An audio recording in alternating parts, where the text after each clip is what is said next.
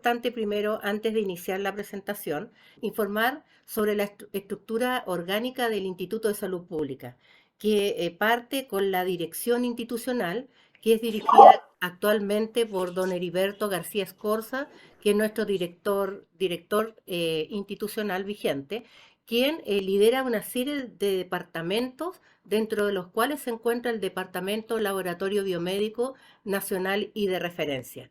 De este departamento depende el subdepartamento de coordinación externa, de la cual, en la cual se encuentra la sección fiscalización de laboratorios clínicos, la cual lidero, y además está la sección de coordinación de redes, que lidera Mixi Celis, y la sección coordinación P, que lidera Carolina San Martín.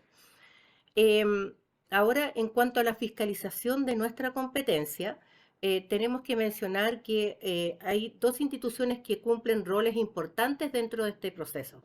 Una de ellas es la Superintendencia de Salud, porque es la administradora del Sistema Nacional de Acreditación. Eso implica que ellos mantienen los registros de entidades acreditadoras, de prestadores y de prestadores institucionales. También son encargadas, dentro de todas las materias de emitir interpretaciones a las normas para los diferentes estándares, a través de circulares interpretativas y oficios circulares. Y la fiscalización también de prestadores acreditados y entidades acreditadoras. Este rol es compartido por el Instituto de Salud Pública, fiscalizando a los laboratorios clínicos acreditados y a las entidades acreditadoras de nuestra competencia. ¿Por qué hablamos de nuestra competencia?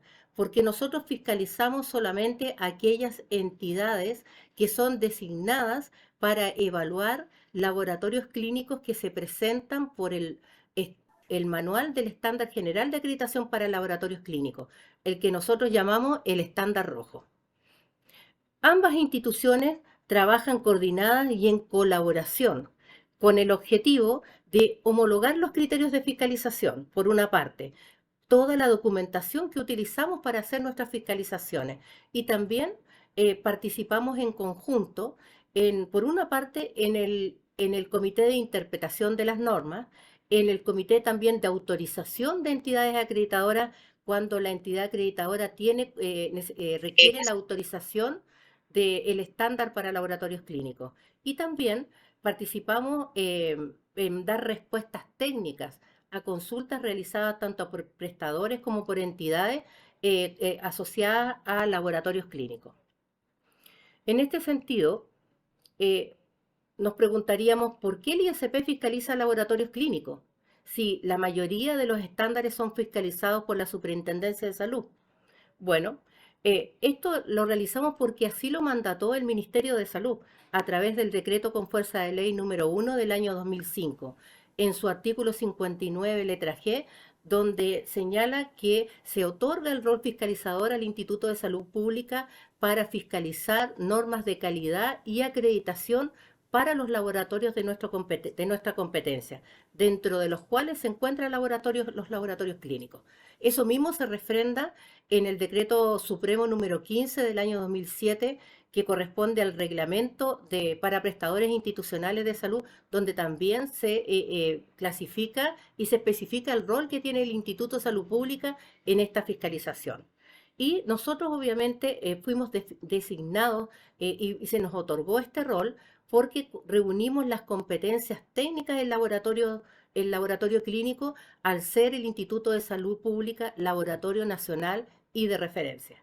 En ese sentido, nosotros estamos facultados para fiscalizar aquellas entidades que evalúan el estándar a laboratorios clínicos que se acreditan por este estándar. Ahora, tenemos dentro de los laboratorios clínicos en este universo de laboratorios clínicos acreditados, laboratorios que funcionan como unidad de apoyo diagnóstico, de atención cerrada y de atención abierta. Y también tenemos laboratorios que son independientes, o como se les denominaba antiguamente, solos por el mundo. Y esos son los laboratorios independientes.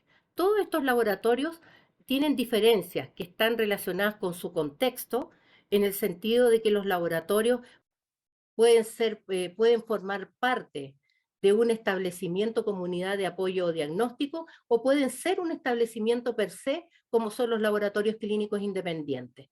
También hay diferencias en los laboratorios, principalmente en el tipo de pacientes que atienden.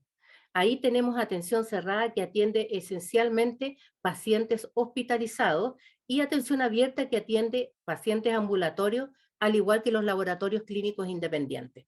Y por último, también difieren en el tipo de estándar que se les aplica y las características obligatorias que les son definidas para cada uno de los estándares. Por eso que presentamos esta tabla. En esta tabla encontramos cuáles son las características que le son obligatorias al estándar de laboratorios clínicos y las comparamos con el estándar de atención abierta. ¿En qué sentido? Que si ustedes pueden notar ahí, la mayoría de las características que son propias de la parte analítica y técnica del laboratorio clínico no son obligatorias para este estándar. Tenemos que todas las características, desde la preanalítica a la posanalítica, no son obligatorias y tampoco, como ustedes pueden ver, son obligatorias para la notificación de resultados críticos. Por otra parte, para atención cerrada, solamente tiene dos características obligatorias asociadas al laboratorio, que son APL 1.4, que tiene que ver con el programa de calidad externo de la calidad, y APL 1.5, que tiene que ver con bioseguridad, pero no cubren lo que es el corazón del laboratorio, la parte técnica, que son gestión de proceso 1.2 y 1.3 esencialmente. Bueno, y el estándar de laboratorios clínicos al cual le aplican todas las características que son la parte esencial del laboratorio. Como ustedes pueden ver, acá hay una gran cantidad de exigencias que se le ponen al estándar de laboratorios clínicos con todas estas características que le aplican, pero no así para los otros estándares que evalúan, principalmente el estándar de atención cerrada, evalúa pacientes que son hospitalizados, para lo cual las exigencias deberían ser similares para todos estos tipos de laboratorios. Y aclarando que la fiscalización que realizamos en el Instituto de Salud Pública, aunque se ha definido como más exigente en relación a la fiscalización que se realiza a las unidades de apoyo diagnóstico, nosotros le podemos garantizar que nosotros siempre fiscalizamos los requisitos mínimos que dice el estándar, nada más.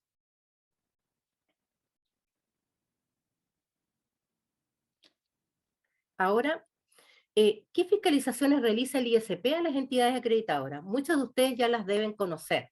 Nosotros principalmente, este tipo de fiscalización a las entidades acreditadoras es del tipo extraordinaria. ¿Por qué? Porque va ingresando a nuestro plan anual de fiscalización en la medida que se van presentando laboratorios clínicos al proceso. Y así, a cada entidad acreditadora que se presenta a este proceso, nosotros le fiscalizamos el cronograma, el proceso de acreditación, la consistencia del informe de acreditación, el expediente, el cumplimiento de los plazos normativos, como también el plan de corrección y el recurso de reposición cuando corresponda.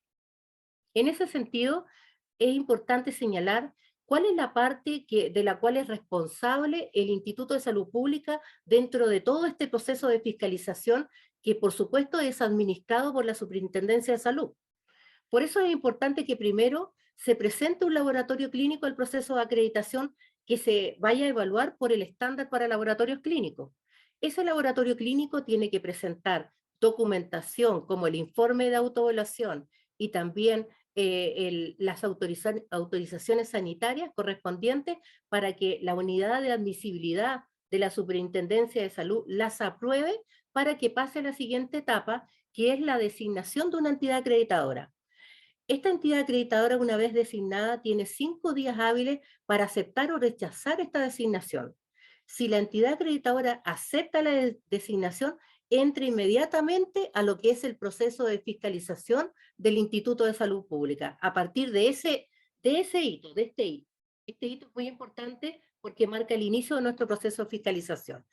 Ahora, nosotros en ese minuto le enviamos a las entidades acreditadoras un correo electrónico formal, a través del correo fiscalización.acreditación@ispch.cl. En ese correo nosotros le informamos a la entidad acreditadora que nosotros como Instituto de Salud Pública tenemos la facultad para fiscalizar laboratorios clínicos que se acreditan por el estándar para laboratorios clínicos. Además, le solicitamos a la entidad que nos mantengamos comunicados para irnos informando de todo lo que va ocurriendo durante todo el proceso y le adjuntamos documentos que son importantes para el proceso asociado al laboratorio, como son el formato del cronograma, el formato del informe de acreditación, el procedimiento para la fiscalización de entidades acreditadoras y el instructivo de contratación del manual del estándar.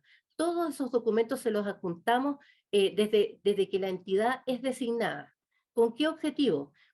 Para que la entidad revise los documentos y en caso de que tenga alguna duda, consulte antes de que se inicie el proceso de acreditación.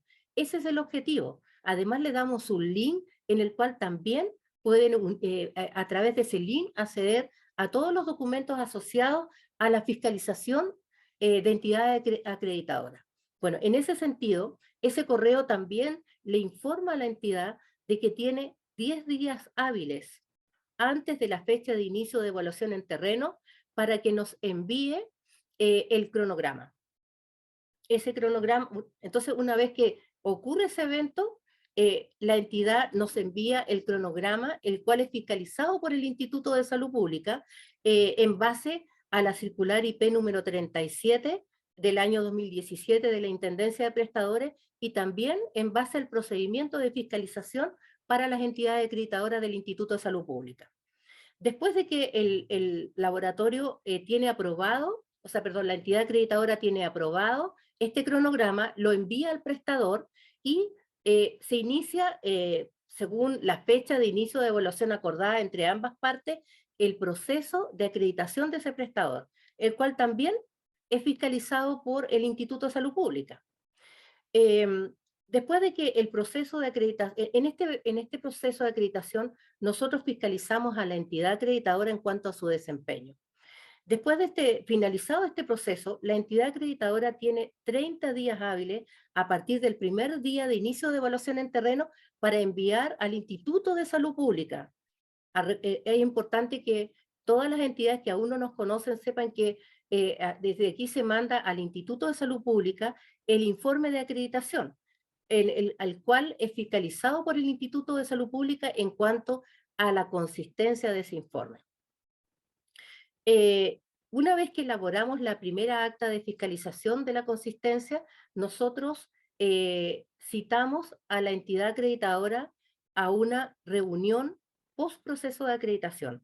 Esta reunión ha sido muy importante y de la cual se han obtenido muy buenos resultados, por lo cual la seguiremos manteniendo en el futuro, porque en esta reunión se revisa el acta de fiscalización que nosotros a partir de este año la estamos enviando en borrador.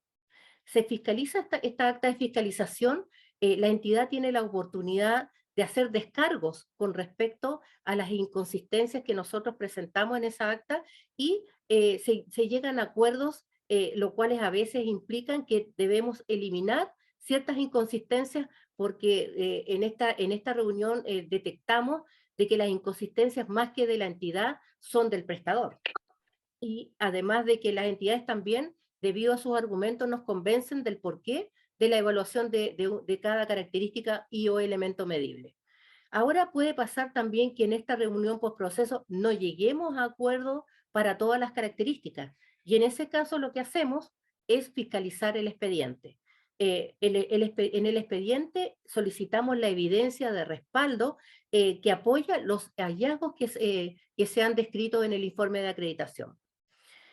También, una vez que nosotros aprobamos el informe de acreditación, nosotros elevamos una solicitud a la Intendencia de Prestadores para que solicitar la aceptación de ese informe de acreditación, previo a la fiscalización del cumplimiento de los plazos normativos, que es un proceso que inicia desde que la entidad es designada para evaluar un laboratorio hasta que entrega el informe de acreditación. Y una vez que ese informe, esa fiscalización es realizada, le solicitamos a la entidad que cierre el checklist y enviamos toda la documentación a la Intendencia de Prestadores para solicitar la aceptación de este informe de acreditación. Ella en ese minuto solicita el pago de la segunda cuota del arancel y emite la resolución exenta que implica en qué estado de acreditación quedó ese laboratorio. Puede pasar también que en este caso el informe de acreditación, o sea, el laboratorio clínico puede acreditar y no acreditar. En ambas condiciones puede encontrar ese laboratorio de que no fue evaluado correctamente por la entidad acreditadora para una o varias características, por lo cual emite un recurso de reposición que va dirigido a la Intendencia de Prestadores, porque ellos son los que emiten la resolución exenta, que es el acto administrativo de este proceso. En ese sentido, la Superintendencia de Salud nos solicita al Instituto de Salud Pública que elaboremos un informe técnico. Ese informe técnico implica la fiscalización tanto de la entidad como del prestador. También puede ocurrir que un laboratorio clínico acredite con observaciones. En esos casos, nosotros también fiscalizamos la evaluación del plan de corrección que realiza la entidad acreditadora, la misma entidad que evaluó todo el proceso de acreditación de ese prestador. Y esto, como ustedes pueden ver, es todo el margen de acción que tiene el Instituto de Salud Pública. También dentro de todo este proceso que yo les acabo de explicar, también nosotros estamos facultados para aceptar o rechazar las prórrogas que ustedes pueden realizar dentro de ese proceso. Después, como ustedes pueden ver, igualmente la Superintendencia de Salud, a través de la Intendencia de Prestadores, administra igualmente todo este proceso en lo que tiene que ver con los aranceles, con toda la parte del sistema informático de acreditación que se llama CIA, y lo demás tiene que ver, es liderado exclusivamente por el Instituto de Salud Pública. Ahora, ¿cuáles son las acciones de coordinación y colaboración que tenemos tanto con la superintendencia como con las entidades acreditadoras? En este caso, con la superintendencia, participamos en el Comité de Interpretación de las Normas. Ahí nosotros, debido a nuestra competencia técnica, pedimos actualizar o modificar o interpretar el estándar, las normas del estándar para que se apeguen más a los criterios que nosotros tenemos definidos en relación a los laboratorios clínicos. También colaboramos en las respuestas técnicas, pero que están vinculadas al laboratorio. La superintendencia toma estas respuestas técnicas que hace el instituto y las edita y las formaliza de acuerdo a sus propios criterios de administración. Después también elaboramos propuestas tanto para la actualización como para la modificación asociada a la interpretación de las normas, que está todo vinculado obviamente siempre a los laboratorios clínicos. Participamos también de las reuniones CAP, estas reuniones extraordinarias que son urgentes y que requieren la toma de decisión por ambas instituciones. Y por último, mantenemos una comunicación directa con la superintendencia en términos de que todos los circulares y oficios circulares que ellos vayan emitiendo nos los van enviando directamente a nosotros, como también nosotros le enviamos todos los documentos que hemos elaborado a propósito de los laboratorios clínicos. Ahora, en lo que respecta a las entidades acreditadoras, nosotros también tenemos un apoyo permanente con las entidades. ¿De qué manera lo ejercemos? Primero, generando documentación, porque esta documentación permite una mejor contratación y luego elaboración del informe de acreditación. También están las reuniones postproceso de acreditación, porque ahí también logramos retroalimentación y la posibilidad de que la entidad pueda hacer sus descargos con respecto a las inconsistencias encontradas en el informe de acreditación. Y también con las entidades mantenemos una comunicación directa, desde que se inicia el proceso de acreditación hasta que termina. En lo que respecta a también realizamos talleres con las entidades, talleres y reuniones individuales o grupales. ¿Con qué objetivo? Primero, la retroalimentación, la homologación de criterios y de experiencias, y con eso la actualización de nuestros documentos. Por eso ustedes pueden ver que tanto el formato del informe de acreditación como el instructivo de contratación ya va en su séptima y octava versión. La razón por la cual van en esas versiones es porque nosotros cada vez que tenemos esta retroalimentación con las entidades, en estas reuniones post proceso, nosotros vamos identificando ciertas brechas que tiene nuestro proceso de fiscalización que debe actualizarse. Y eso es lo que vamos a ver en la segunda parte, el día 19 de mayo, en la cual nosotros le vamos a mostrar todas las modificaciones que hemos hecho nuevamente a estos formatos instructivos. Ahora, son los hitos más importantes de todo este proceso de fiscalización que está vinculado a las entidades acreditadoras? Partimos con el primer hito, que parte del año 2010 con el convenio de colaboración y coordinación que tenemos con la Superintendencia de Salud. Ese objetivo, ese convenio nos mandata a mantenernos coordinados y tratar de aunar los criterios de fiscalización. Le vamos a mostrar de qué manera nosotros hemos ido gestionando esa homologación de los criterios de fiscalización con la Superintendencia de Salud. A partir del 2015 se realiza la primera propuesta que se inició a instancias del Departamento de Calidad y Seguridad del Paciente, en la cual nosotros propusimos la incorporación de un tramo intermedio para todos los estándares que no eran de atención abierta y cerrada en el año 2015, que incluía el estándar de laboratorios clínicos. Nosotros pedimos que, así como el estándar de atención abierta y cerrada tenía 3 tramos para la primera acreditación, para la segunda y para la tercera, esos mismos tramos deberían ser incorporados en estos otros estándares. Y es ahí que se incluyó el tramo intermedio, quedando, por lo menos para laboratorios clínicos, un primer tramo con un cumplimiento del 70% de las características, un segundo tramo de 80% y un tercer tramo de 90%. Después, el mismo Ministerio de Salud sacó un decreto exento que modificaba, en este caso, el decreto que aprueba, el decreto número 37, que aprobaba el estándar de acreditación para laboratorios clínicos. Después, en el año 2016, hicimos un trabajo colaborativo con los laboratorios clínicos públicos y privados del país, con el objetivo de trabajar y buscar ciertos puntos claves del estándar de acreditación para laboratorios que deberían ser modificados o actualizados.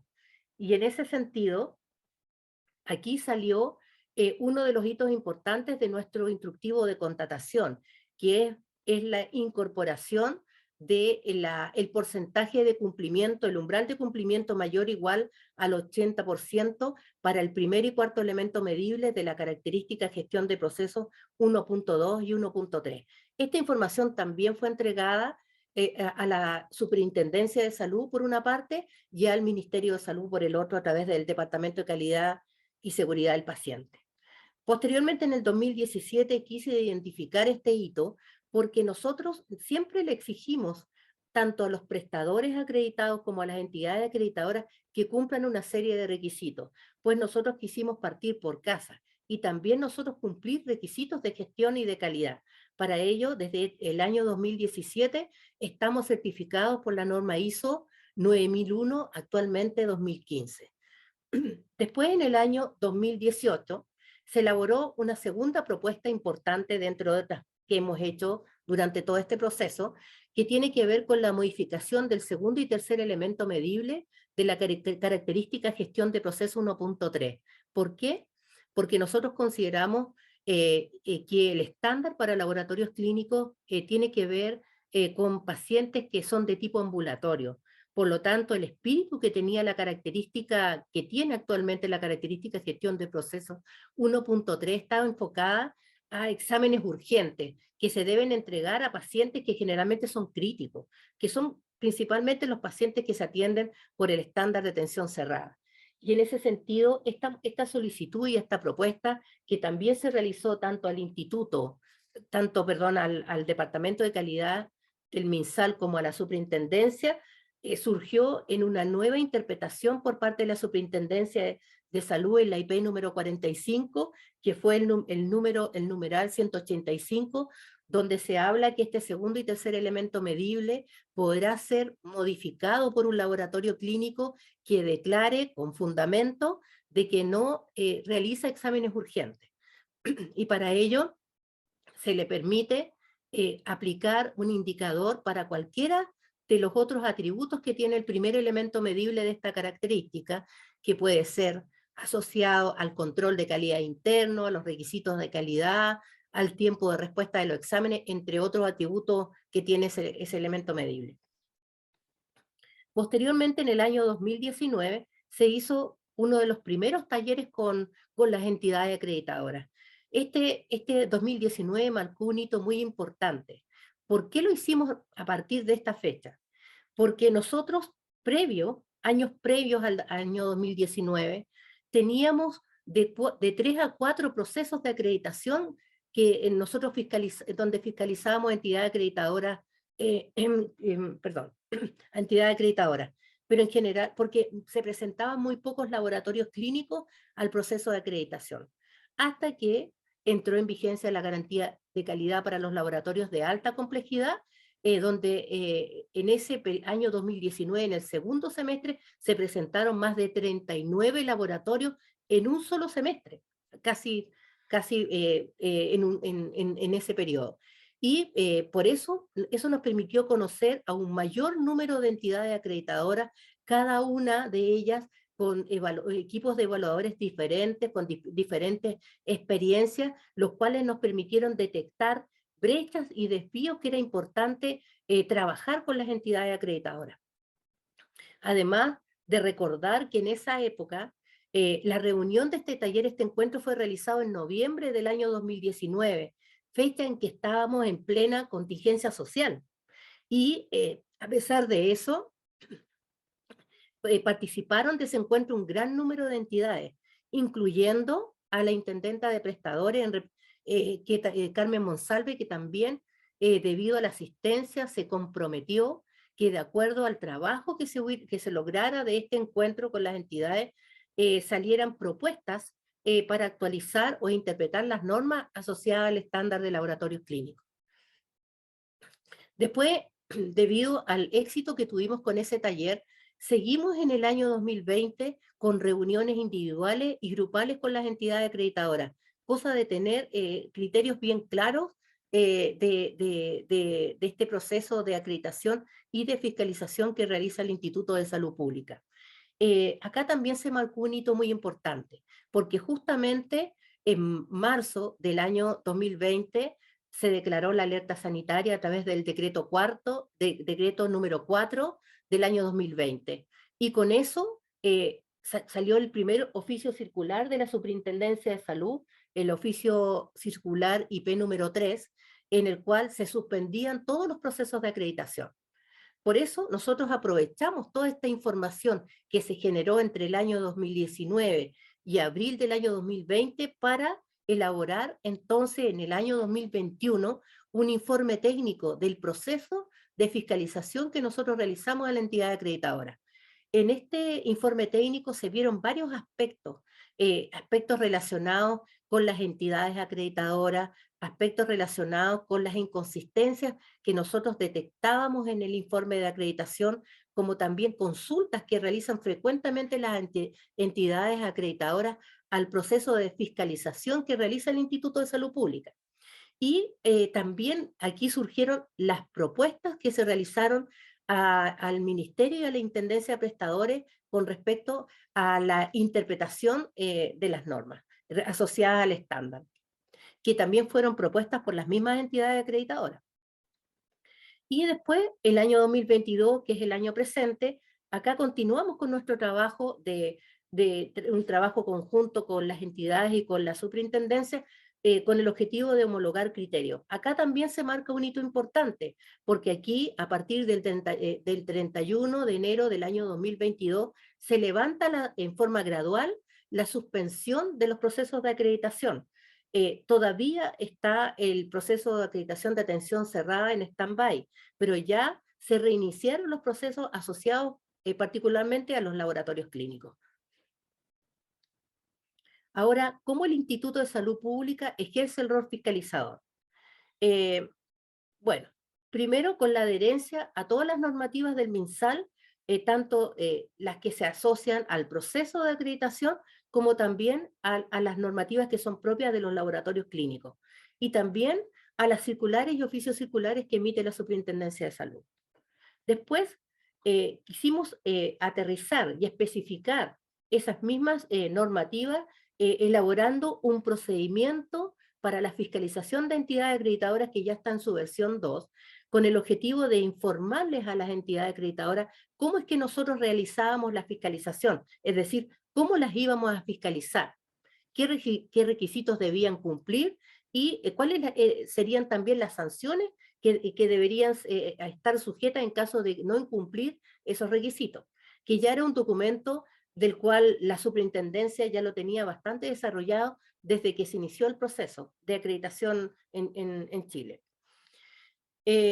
También elaboramos el instructivo para la contratación del manual del estándar, porque considerábamos que debíamos dar instrucciones a la entidad de cómo constatar los requisitos solicitados en el estándar en un laboratorio clínico y también cómo llenar adecuadamente el informe de acreditación. Como también formatos asociados al cronograma y al informe de acreditación que es de autollenado y tiene bastantes instrucciones que facilitan aún más el llenado del informe de acreditación. Eh, eh, Abajo se indica el link donde ustedes pueden acceder a esa información directamente. Ahora, las estadísticas son muy necesarias cuando se habla del proceso de fiscalización. Y en ese sentido, lo primero que nosotros hicimos es hacer un análisis de los informes de acreditación presentados por las entidades acreditadoras. Primero, debo aclarar que de todas las entidades acreditadoras actualmente autorizadas para funcionar, nosotros hemos fiscalizado del total el 78%, es decir, aproximadamente 28 entidades acreditadoras. Y nos quedan 8 sobre las cuales aún no hemos tenido contacto, porque todavía no les ha tocado evaluar el estándar para laboratorios clínicos. Pero también debo mencionar que hay 3 entidades dentro de las que hemos fiscalizado que no se encuentran en este porcentaje, que son entidades que ya se salieron del registro de entidades acreditadoras. También es mencionar el número de fiscalizaciones que nosotros hemos realizado desde el año 2013 a la fecha, no para indicarles en especial cada una de ellas, sino para demostrarles que desde el año 2013, ustedes pueden ver que desde el año 2013, estoy tratando de marcar, desde el año 2013 hasta el año 2018, nosotros teníamos en promedio 3 a 4 procesos de fiscalización asociados a entidades acreditadoras. De ahí el N que está asociado a cada tipo de fiscalización realizada a cada entidad. Pero a partir del año 2019 tuvimos 125 fiscalizaciones producto de la entrada en vigencia de la garantía de calidad para los laboratorios de alta complejidad. Y después se volvió a retomar el nivel de 3 a 4 procesos de acreditación en el cual nosotros fiscalizamos a las entidades acreditadoras. Ahora, dentro de esos 40 procesos que se fiscalizaron entre el año 2019 y 2020, nosotros fiscalizamos 40 informes de acreditación, en el cual detectamos las mayores inconsistencias que se concentran todavía hasta el año 2022 en la característica gestión de proceso 1.3, que es la que evalúa toda la etapa analítica y posanalítica del proceso.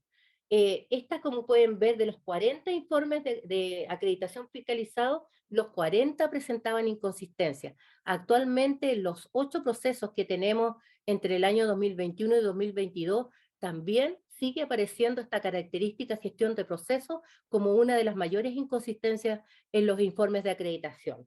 Le sigue muy de cerca la notificación de valores críticos con 38 de 40 informes, una característica no obligatoria que siempre presenta inconsistencias asociada al programa de mantenimiento preventivo de los equipos, que es EQ Equipamiento 2.1, y también tenemos gestión de proceso 1.2 con la evaluación de la parte preanalítica. Y otras características no obligatorias, como son el programa de mantenimiento preventivo de las instalaciones y el programa de calidad CAL 1.1.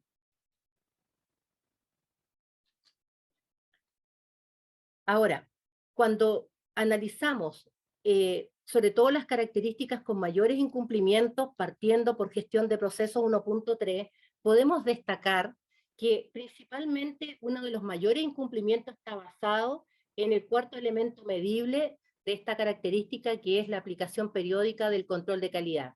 ¿Por qué? Porque nosotros principalmente solicitamos que este cuarto elemento medible sea evaluado con una evaluación cuantitativa, con un umbral mayor o igual al 80% que aparece en el instructivo de contratación. También tenemos bastantes problemas con todo lo que tiene que ver con la medición del indicador, que corresponde al tercer elemento medible de esta característica. Y en el primer elemento medible, principalmente es por la dificultad que tienen las entidades para evaluar y después resumir esa información en el primer elemento medible por la gran cantidad de instructivos y procedimientos debido a los atributos exigidos que tiene esta característica en su primer elemento medible. Ahora, para la característica notificación de valores críticos, principalmente está en la metodología de contratación del cuarto elemento medible, porque acá hay diferencias en cómo, entre las mismas entidades, en cómo se contrata este cuarto elemento medible, tanto que nosotros hemos hablado con la superintendencia para ver cómo podemos, porque le hemos pedido que eh, interprete este cuarto elemento medible. Ya apareció una interpretación de este cuarto elemento medible donde la superintendencia agregó que se incluía la oportunidad, además de los registros de notificaciones realizadas, que incluyera la oportunidad de esas notificaciones, pero que aparece en la circular IP número 45. Pero igualmente, las entidades evalúan este cuarto elemento medible con diferentes metodologías.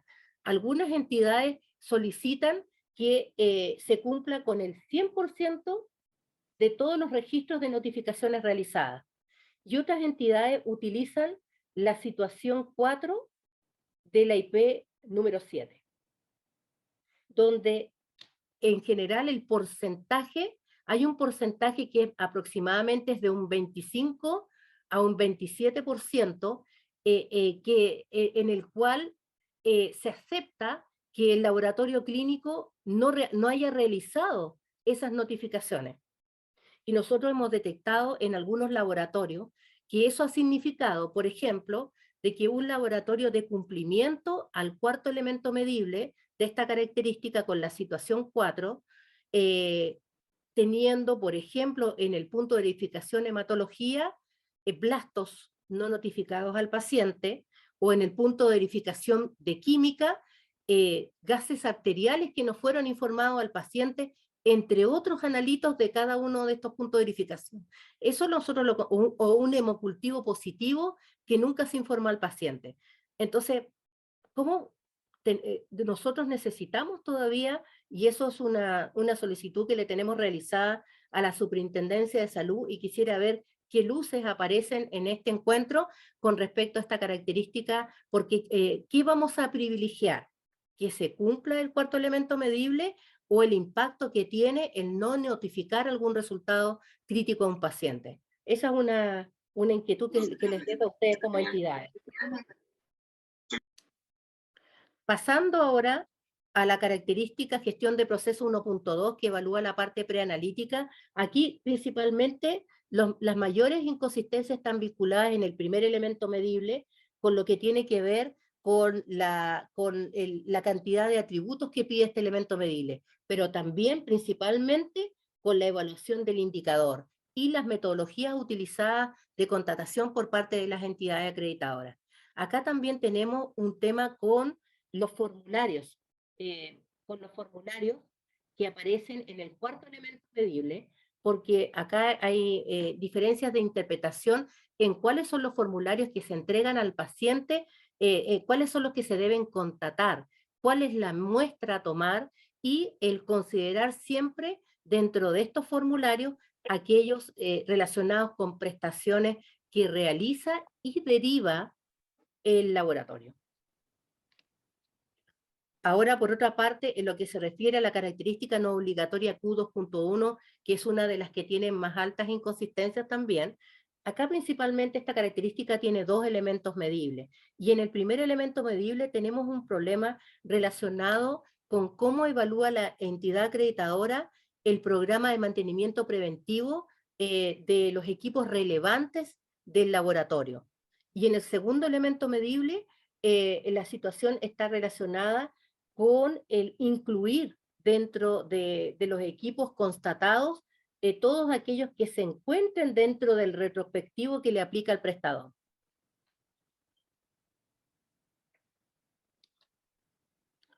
Ahora, también era importante considerar que dentro de las inconsistencias presentadas, nosotros muchas de esas inconsistencias las logramos zanjar dentro de la reunión postproceso de acreditación. Pero quedan algunas que no, en las cuales no llegamos a acuerdos. Y en esos casos nosotros tenemos que fiscalizar el expediente como les informé anteriormente. Y aquí les quiero mostrar los resultados que hemos tenido de esta fiscalización del expediente. Como pueden ver, en el año 2019 se tuvieron que fiscalizar 7 expedientes de un total de 39 procesos de acreditación o de informes de acreditación que se emitieron en ese periodo. En el año 2020 se fiscalizaron 5 expedientes y aquí aparece para un proceso, pero es porque muchos procesos del año 2019 se pasaron para el año 2020. En el año 2021 y en el año 2022, como pueden ver, no fue necesario fiscalizar el expediente. ¿Por qué? Porque nosotros encontramos que debido al tiempo que llevamos fiscalizando a entidades acreditadoras, hemos llegado a homologar nuestros criterios de fiscalización. Y eso ha permitido que la entidad esté de acuerdo con las inconsistencias que nosotros presentamos en el informe, en el acta de fiscalización de la consistencia, o zanjamos esos desacuerdos en esa reunión postproceso de acreditación. Por eso consideramos que esa reunión se debe mantener en el tiempo. Ahora, también analizamos qué características son fiscalizadas en el expediente. Y como ustedes pueden ver, sigue siendo en un alto número la característica de Q2.1, el programa de mantenimiento preventivo del equipamiento. Nosotros creemos que aquí es muy importante homologar los criterios de fiscalización con la Superintendencia de Salud, porque entendemos, debido a las consultas realizadas, que tenemos diferentes criterios entre la Intendencia, entre los entes fiscalizadores. Por eso hay que partir por ahí primero, antes de poder después evaluar el cómo se va a fiscalizar esta característica. Por otra parte, le sigue gestión de procesos, nuevamente 1.3, la parte analítica y podanalítica, y la característica de resultados críticos y el programa de calidad. Acá en el programa de calidad, principalmente, el factor preponderante es el cuarto elemento medible, en lo que se refiere a los tipos de análisis que se deben presentar en el informe que evalúa el programa de calidad del prestador. Ahora, les voy a presentar, producto del trabajo que realizamos con las entidades, elevamos una serie de propuestas, dentro de las cuales acá yo voy a presentar como las más importantes, que las elevamos a la Superintendencia de Salud para que ella emitiera la circular IP asociada a laboratorios clínicos, que fue el compromiso realizado en el taller del año 2019. Obviamente estamos todavía dentro de un proceso de pandemia, por lo tanto todos esos procesos se suspendieron y por lo tanto ahora recién estamos conversando para poder ir actualizando o interpretando el estándar vinculado a laboratorios clínicos. Además que nosotros le hemos pedido a la superintendencia que estos criterios que nosotros utilizamos de fiscalización para el laboratorio clínico ambulatorio se homologuen a los que se utilizan para la unidad de apoyo diagnóstico de atención abierta y cerrada. En ese sentido, tenemos, la voy a pasar rápido en honor al tiempo, tenemos un criterio que está asociado con aquellas contrataciones en las cuales la entidad no encuentra casos o registros. ¿Cómo se deben evaluar en esos casos? Y aquí se pusieron varios ejemplos. Bueno, en estos casos, la evaluación tiene que ser que el elemento medible es igualmente aplicable, porque la entidad, para poder constatar que no hay registros o no hay casos, se tiene que hacer la convicción. Y eso debe ser valorizado con 0 o 1. Esto también fue interpretado por la Intendencia de Prestadores en la circular IP 45. O sea, exactamente. Después, lo otro está vinculado con aquellos laboratorios que no tienen tomas de muestras. En ese caso, la superintendencia ya interpretó esta situación a través del numeral 187 de la IP 45, señalando que para estos casos hay 3 características que no le aplican a ese tipo de laboratorios que no tiene toma de muestras, que son AOC 1.1, AOC 1.2 y RH 3.1. Pero nosotros le pedimos ampliar esa exclusión considerando la característica de P1.1, ya que estaba dirigida a los pacientes. Por lo tanto, si un laboratorio no atiende pacientes, no se le debería exigir esta característica. Lo mismo para gestión de procesos 1.1, que habla sobre la reanimación cardiopulmonar básica. Y la característica gestión de procesos 1.8, que es una característica que exclusivamente se evalúa en las tomas de muestra, pero sin embargo igual no está considerada dentro de estas exclusiones de esta interpretación que realizó la superintendencia. También tenemos una propuesta en la cual a futuro se deban incluir ciertas definiciones que son esenciales para poder evaluar correctamente, sobre todo los que están asociados a la característica gestión de proceso 1.3, que son definiciones tales como lo que es un control de calidad interno, lo que es un requisito de calidad, qué es un laboratorio clínico ambulatorio o uno de derivación. También en qué consiste el sistema de evaluación técnica del equipamiento y de las instalaciones, qué elementos se deben exigir para dar por cumplida ese elemento medible, esa característica. También en qué consisten las etapas o fases preanalítica, analítica y posanalítica, y qué es un calibrador. Otra propuesta va vinculada con aquellas características que exigen a la entidad describir mediante dar cumplimiento a una serie de requisitos para lo cual se deben describir muchos documentos. En esos casos, nosotros presentamos el instructivo de contratación, donde se interpreta cómo evaluar esas características, y esa es la propuesta que entregamos a la Intendencia de Prestadores para las características gestión de procesos 1.2 y 1.3 para el primer y cuarto elemento medible.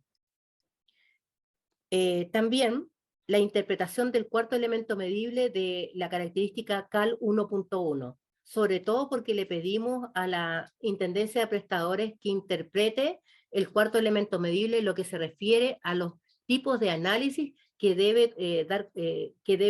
tener el informe de evaluación y de análisis del programa de calidad del laboratorio.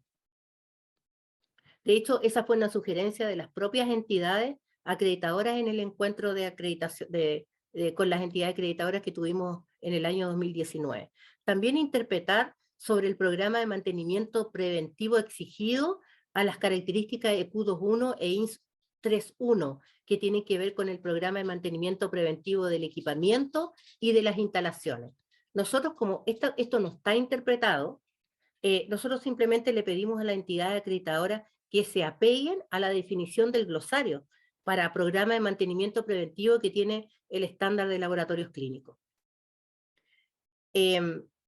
Por otra parte, también solicitamos interpretación del primer elemento medible de esta misma característica, el programa de mantenimiento preventivo de equipamiento, para aclarar lo que significa presentar el mantenimiento preventivo de al menos los siguientes equipos relevantes, porque las entidades acreditadoras durante el proceso de acreditación se hacen problemas en este sentido, porque hay otros equipos, sobre todo para aquellos laboratorios que son especializados, por ejemplo, que son de biología molecular o tienen técnicas de metodologías como ejemplo de evaluación del metabolismo, que son laboratorios especializados o son laboratorios de derivación donde no se sabe qué equipos de esos hay que incluir en esta evaluación.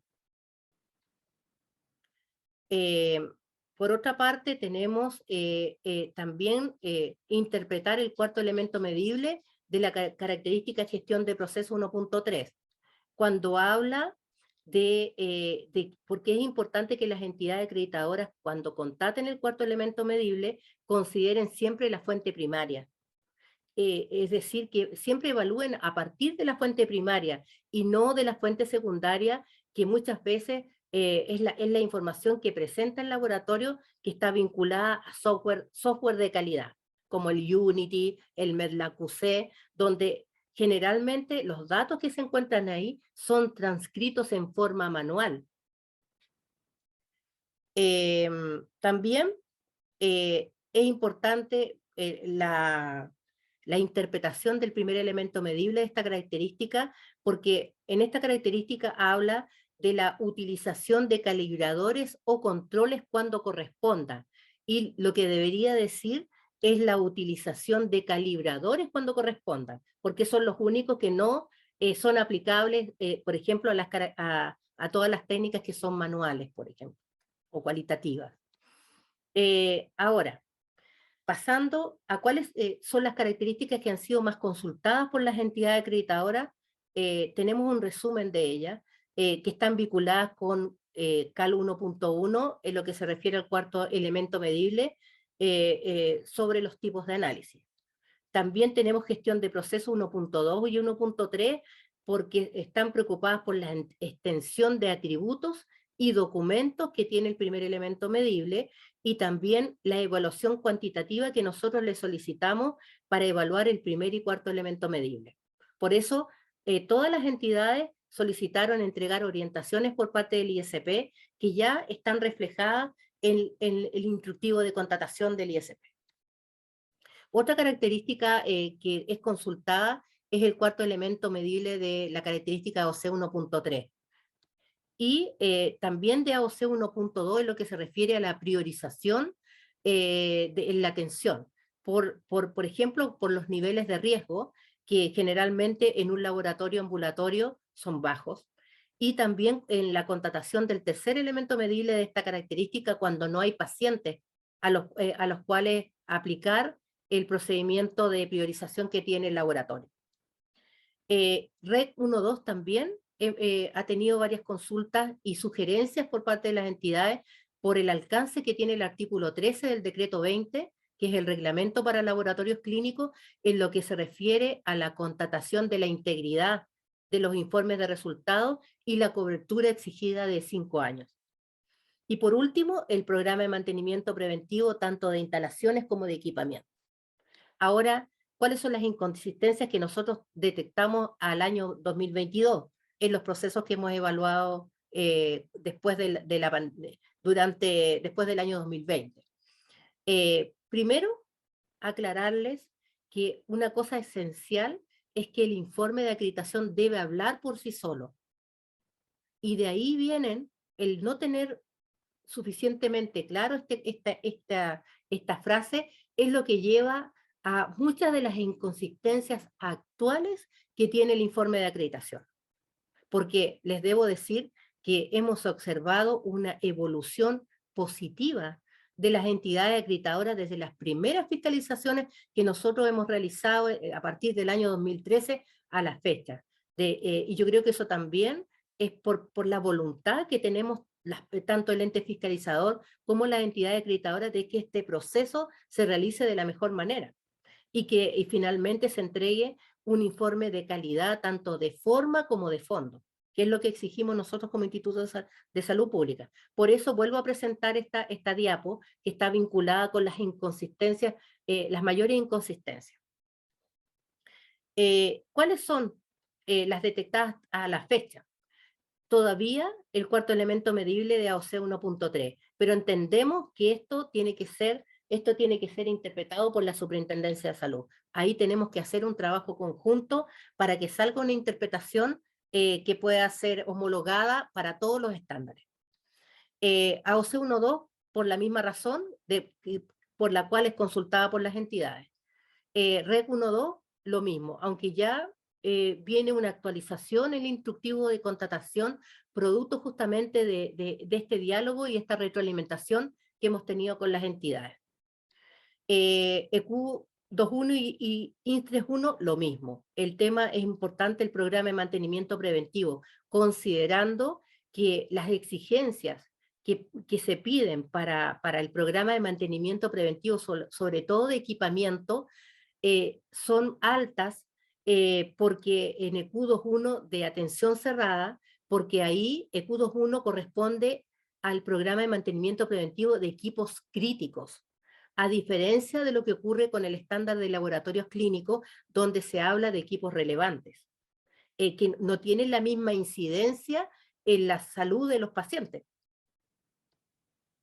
Los indicadores también es un problema transversal para las 4 características que tienen indicadores en este estándar, es decir, gestión de proceso 1.2, gestión de proceso 1.3, gestión de proceso 1.6, que es de precauciones estándar, y notificación de resultados críticos. En todos ellos siempre encontramos inconsistencias en términos de los indicadores. ¿Por qué? Porque no se definen adecuadamente las fuentes primarias y secundarias, porque no se entrega la formulación del indicador, ni hay consenso o coherencia entre el retrospectivo que le aplica el prestador y el periodo seleccionado por la entidad.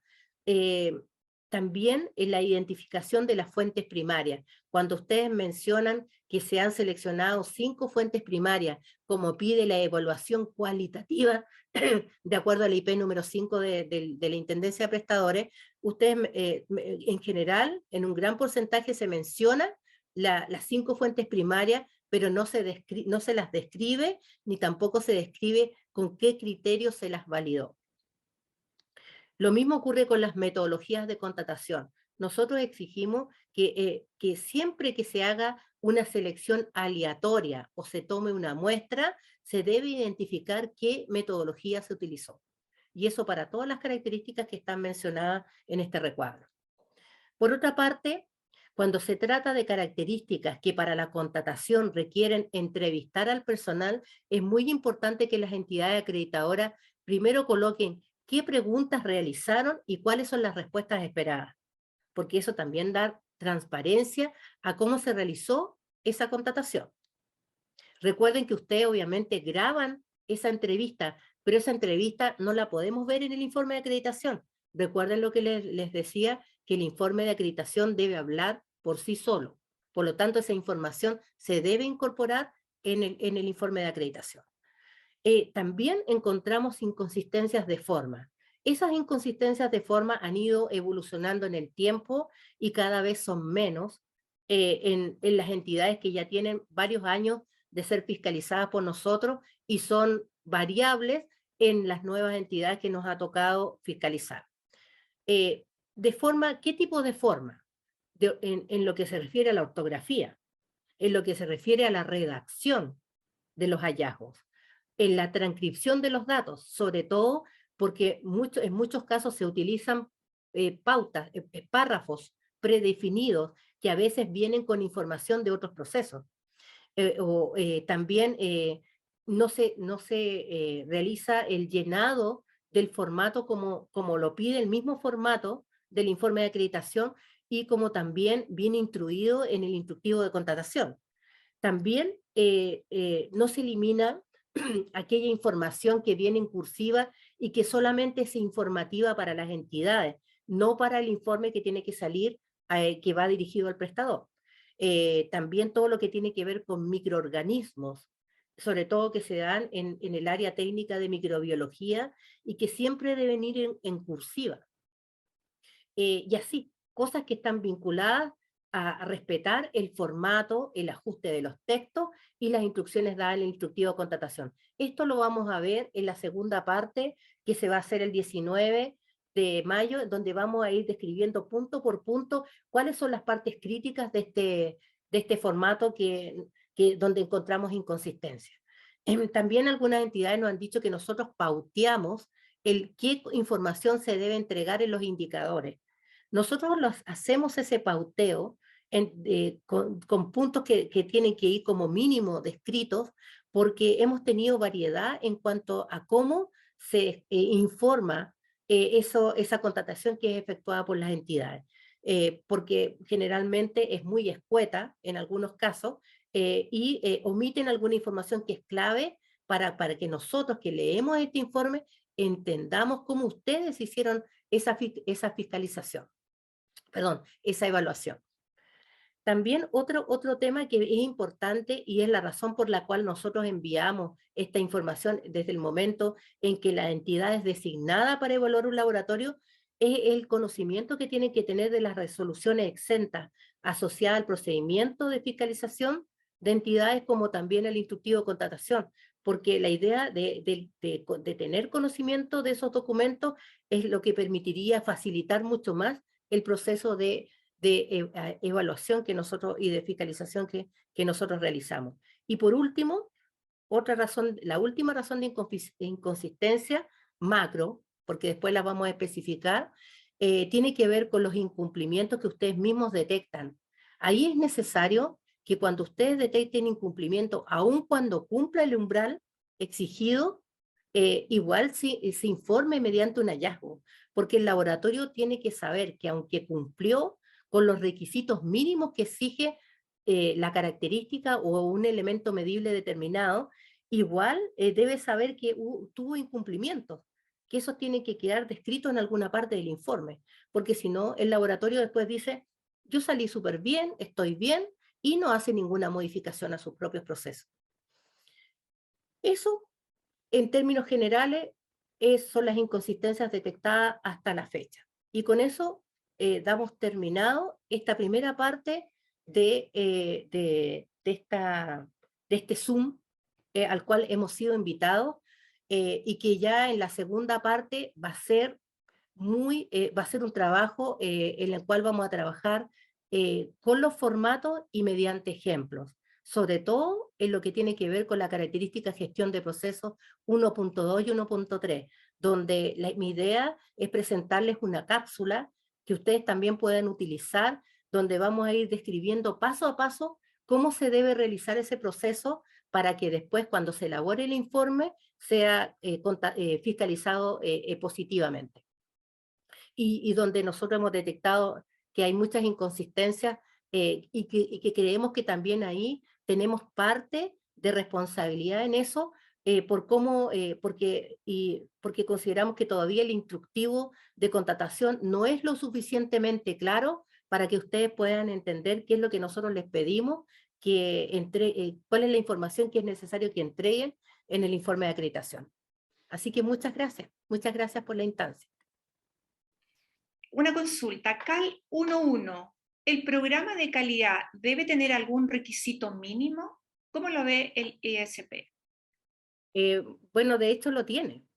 El requisito mínimo parte con su definición, que está en el glosario del manual del estándar, de todos los estándares en realidad, y también particularmente en el de laboratorios clínicos, que exige que el programa de calidad tiene que tener objetivos, metas, actividades y sistemas de medición.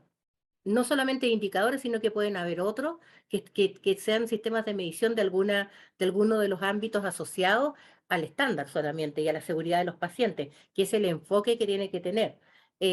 A nosotros nos pasa como experiencia, sobre todo con mega laboratorios, que ellos tienen sistemas de gestión integrados, donde incluyen dentro de sus programas de calidad la medición de otros objetivos que se escapan de lo que es el programa de calidad dirigido a la seguridad de los pacientes y nosotros generalmente les indicamos a, a los evaluadores que solamente incluyan lo asociado al estándar de laboratorios clínicos, porque si no son mega programas de calidad. Pero volviendo a la pregunta, porque me escapé y me fui para otro lado, el requisito mínimo es ese, que tengan objetivos, metas, actividades y sistemas de medición. Y un sistema de evaluación como que anual, que evalúe si realmente el programa de calidad cumple o no cumple. Eso es lo que se exige y yo creo que en ese sentido el tercer elemento medible de CAL 1.1 es, es uno que inicialmente en los procesos iniciales de fiscalización teníamos problemas, pero a la fecha en ningún caso, al contrario. Lo único que encontramos ahí es que a veces nos falta información, pero no que no esté bien evaluado y que no cumpla. Así que, o sea, todas las entidades claramente tienen muy claro estos requisitos mínimos asociados como le digo, a la definición del glosario de lo que es un programa. Mira, me llamó la atención en cuanto a que para la constatación del cuarto elemento medible de la periodicidad del uso del control de calidad interno, va a ser exigible una fuente primaria y el Unity pasa a ser, o sistemas análogos pasan a ser una fuente secundaria. He tenido he participado en procesos de asesoramiento en laboratorios en que el resultado se rescata a través de observación directa de un espectrofotómetro, que ni siquiera lanza un ticket de una hoja con el resultado. Entonces, esa observación directa para mí es una fuente primaria, porque tengo que traspasar observacionalmente un resultado a una planilla Excel, a un cuaderno según el sistema de registro que se cuente con ese laboratorio. Y también he trabajado en laboratorios donde se trabaja con el software del Unity, por ejemplo, donde el resultado del equipo pasa directamente al Unity, convirtiéndose así directamente en una fuente primaria. Pero cuando se cae el Internet en el hospital, ya no es una fuente primaria, porque tengo que ingresar manualmente los resultados al Unity. Entonces pasa a ser una fuente secundaria. Para mí es válida porque yo no puedo esperar que el sistema informático se demore 2-3 horas en venir a levantarme el Unity para yo traspasar los resultados por el LIS y recién yo poder ver si cumplen o no mis requisitos de calidad, los controles del día para validar mi corrida analítica y comenzar a trabajar. Entonces, eso a mí me gustaría que se le diera una vuelta si va a ser tan exigible una fuente primaria o va a ser válido presentar un Unity, ya sea a través de traspaso por el LIS o traspaso manual de los valores de los controles de calidad. Eso es como lo que me queda dando vuelta. Gracias. Joana, lo que tú dijiste tiene mucha lógica. Obviamente, la fuente primaria se va a pedir para aquellos equipos en los cuales se pueda obtener la fuente primaria. Y cuando se trata de los software, se valida la fuente primaria, como tú bien lo dijiste, cuando el resultado de los controles pasa directamente a este software mediante un LIS. Ahora, ¿qué pasa si en algún laboratorio en algún momento se cortó la luz, pasó algo y se suspendió esa transmisión y hubo que transcribir los resultados en forma manual? Bueno, el laboratorio tiene que presentar una declaración que identifique que en tal periodo ocurrió tal incidente, por lo cual en ese periodo los registros del control se transcribieron en forma manual. Además, recordar que los equipos también tienen formas de imprimir los resultados o pasarlos a un pendrive, o también, hasta nosotros le hemos sugerido a algunos laboratorios, sobre todo los que realizan biología molecular, que generalmente esos equipos no tienen formas de impresión, que también ellos pueden utilizar, como tú bien decías, la observación directa, pero incluso hasta sacarle una fotografía al panel donde está el resultado del control. Todas esas medidas son válidas y también hay que considerar que en los casos de las técnicas cualitativas, en las cuales, o semi-cuantitativas, donde no hay posibilidad de obtener directamente del equipo la fuente primaria, obviamente la fuente primaria es aquella que es transcrita a registros Excel o otros documentos que pueden ser digitales o físicos, que ocurre principalmente en el área de microbiología, donde obviamente no queda otra que aceptar esos registros. Así que Eso está descrito en el instructivo de contratación, donde se ponen estos mismos casos que tú me acabas de mencionar. Además de tener claro que el laboratorio, cuando se le presenta un incidente, cualquiera sea, tiene que dejarlo eso descrito en alguna parte, cosa que al momento en que ustedes como entidad los evalúen o nosotros los fiscalicemos, ellos puedan dar cuenta de que en tal periodo ocurrió un incidente, lo cual no podría ser tendría que ser validado por la entidad también, porque eso es probable que ocurra en cualquier establecimiento. Hola, Marisol, gracias por tu Hola presentación. Felipe, Muy gusto en clara. verte. ¿Cómo Hola, hola, estás? igualmente. Em, bueno, mira, respecto a la pregunta de recién, un poco los procesos en los cuales a mí me ha tocado participar, claramente nosotros, al igual como comentan las otras compañeras, también nos hemos tenido que acoger a las instrucciones que usted entrega, porque claramente son la autoridad y básicamente eso es lo que hay que hacer. Pero sí, no voy a negar que sí discrepo con el punto de vista en el sentido de que aun cuando se registre manualmente en el Unity, aún así, o en cualquier software de control de calidad, en dicho software queda el registro de un profesional que se hace cargo de dicho registro, ¿no? Que básicamente es lo mismo que sucede cuando tú registras manualmente en un papel o en la planilla Excel. O sea, siempre está el nombre de un profesional que está haciendo y que se está haciendo cargo profesionalmente de ese registro. Pero bueno, de todas maneras mi pregunta era otra. Mi pregunta está asociada al ítem calibración, que está incluido en GP 1.3. ¿Cuál es el alcance que debiésemos darle en las evaluaciones a este punto? ¿Y por qué lo pregunto? Porque debiese estar solamente referido a las calibraciones que son propias del laboratorio clínico. eh, También debiesen incluirse las calibraciones que son propias del servicio técnico, que hay varios equipos que nosotros no los calibramos en los laboratorios, sino que son calibrados por el servicio técnico. ¿Cuál debiese ser el alcance de este ítem en concreto, Marisol? Ya.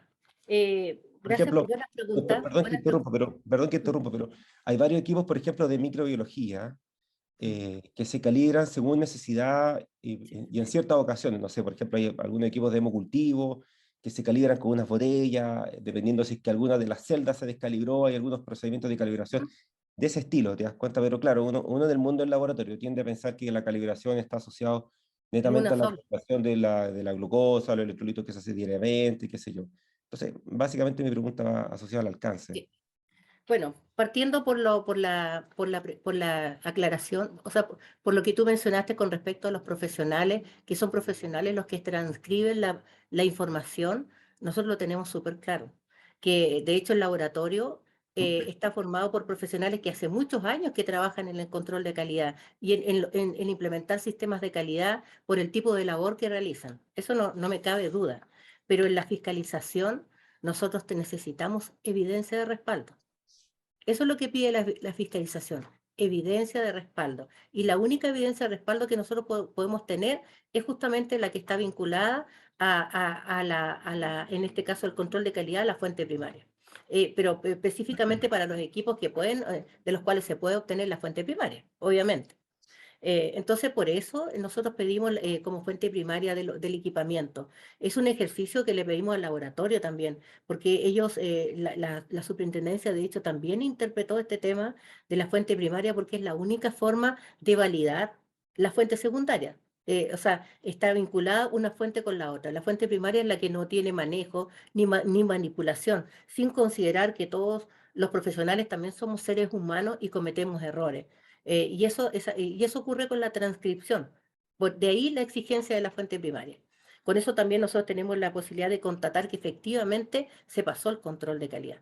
Y la única manera de hacerlo es con evidencia de respaldo. Ahora, en lo que tiene que ver con las calibraciones, claro que sí. Hay diferentes tipos de calibraciones y así lo hemos definido también en el instructivo de contratación. A lo mejor nos falta aclararlo aún más. Claro, porque hay equipos que requieren calibradores, que son calibradores comerciales que deben pasar regularmente.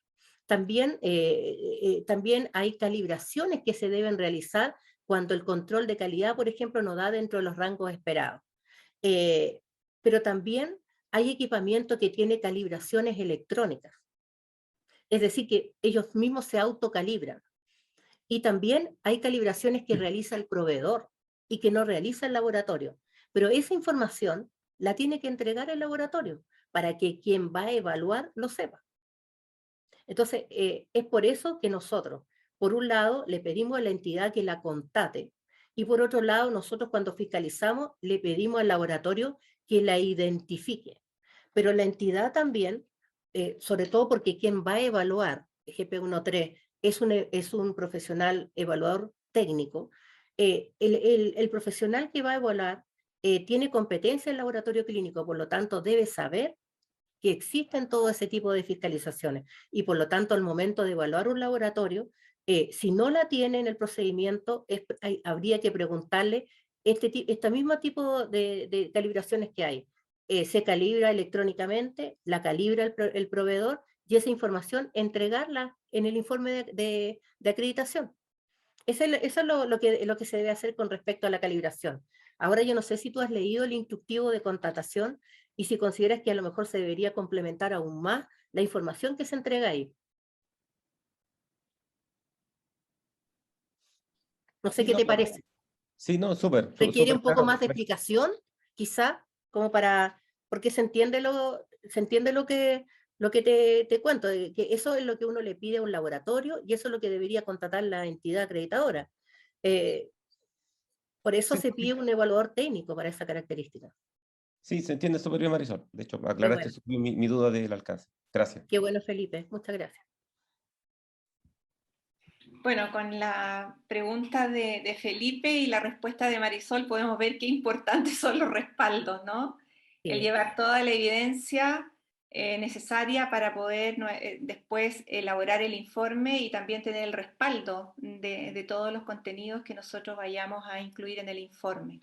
Recopilando también en el proceso. Así es. Bueno, Elizabeth, te quería dígame, pedir, Marisol. te quería pedir un favor. ¿Es posible que yo introduzca un link en el chat en el cual va un formulario de consulta para que las personas que no han participado hoy día en consultar la puedan hacer a ese link y me la envíen a mí? Por Es- supuesto, Marisol, claro que sí. Porque la Aquí voy en a el enviar chat entonces puedes... inmediatamente. Sí. A ver, déjame ver cómo enviar a todos. Ahí está. Ahí está el link. Ese formulario está abierto y ahí se preguntan datos mínimos de quién está consultando y una sola cosa que es cuál es su consulta, para que en caso de que hayan dudas que se vayan presentando después de digerir un poco la información, la pueden hacer a través de ese link porque a nosotros todos los aportes y todas las consultas que realiza la entidad son materia de revisión por parte de la sección y también son materia de inclusión en nuestro instructivo. En modificación y actualización de los criterios actuales que estamos utilizando para la fiscalización. Así que son muy valiosos. Perfecto, muchas gracias Marisol. Como yo decía al principio, no tenía duda de que íbamos a tener una muy buena sesión y así fue. Y cómo no terminar con una frase de Ray Kroc que dice, ninguno de nosotros es tan bueno como todos nosotros juntos.